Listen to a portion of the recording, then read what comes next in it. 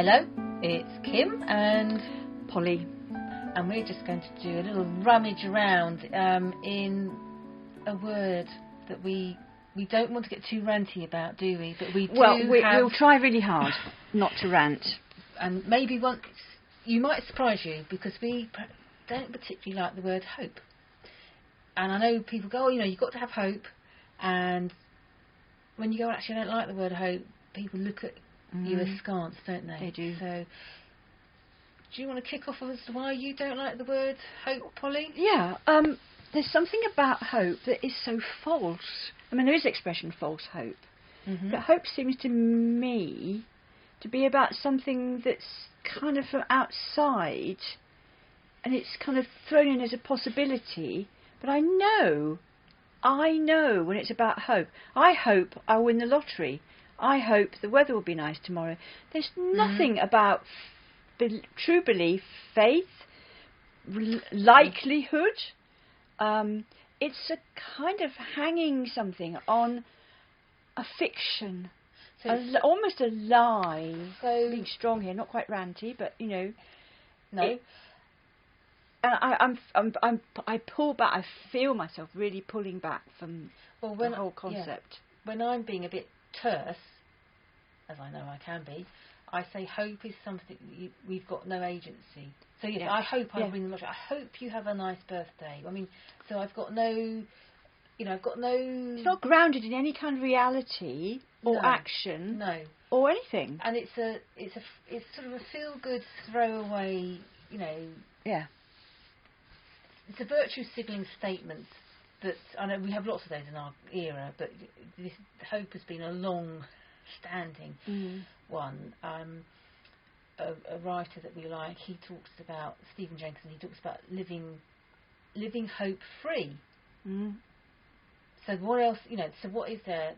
What else is there? So it's about more, as you say. I like the words trust, faith. I like, and to some extent belief. That can be a self-belief, or But belief's an interesting one. It's a bit borderline. Let's maybe not go into belief. I could rant about that. Let's. But I think trust and faith I feel comfortable with those because they involve me kind of engaging with something possible. So one's being active, and I don't feel with hope I'm engaging, and it's not possible anyway. Well, a good example, it is a good example of. I've talked to you about this before, but not on screen, is when Kevin first got ill, it was that first diagnosis of cancer, and all the projection that went in and on and around his situation. And I can remember saying, oh, if anyone can sort this, Kevin can. And, there were other close family and friends saying this. It was a situation full of hoping for a good outcome, and so I engaged with that.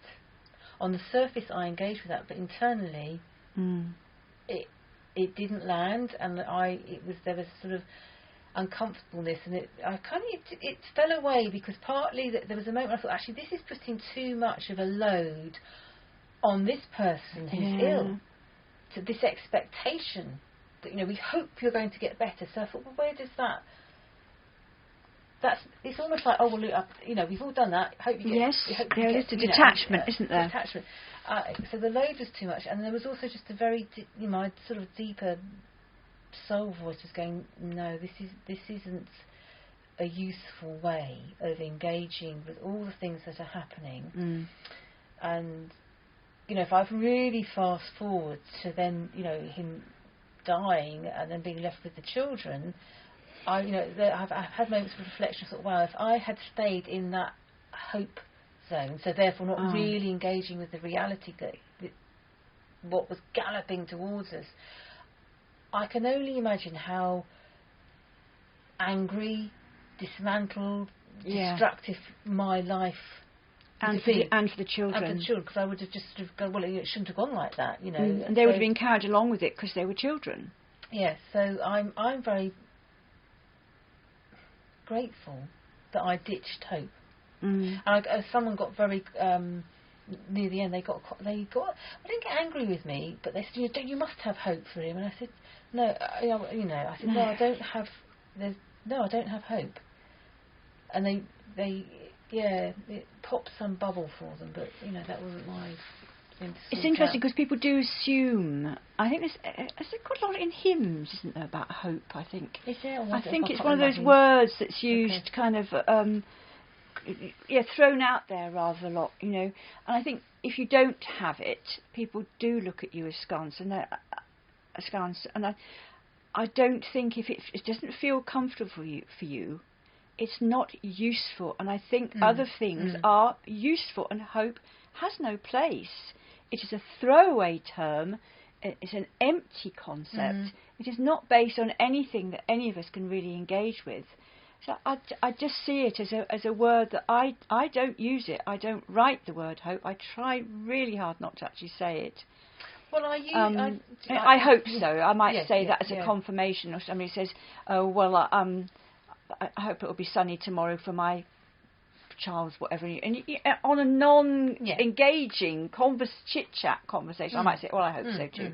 But it's not when I'm talking meaningfully and deeply to anybody or exploring anything. Then I really avoid it like the plague. Yeah, it's not a tool. It has no place. It's unhelpful. I think. Yeah. Switches you off. From what's really happening. Yes, it's a bit. Well, it feeds into my mind and all that cognitive dissonance. I've said the right thing. I hope you're going to be okay. And then I've done my bit. I can go now.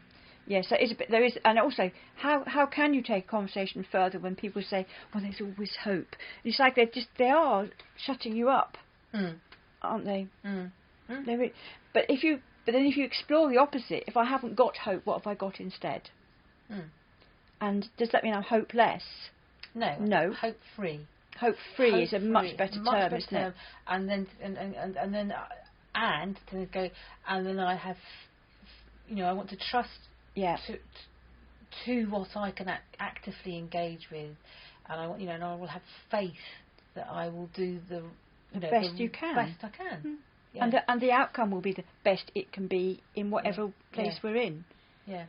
And that might be a death, or a divorce, or an end of a job.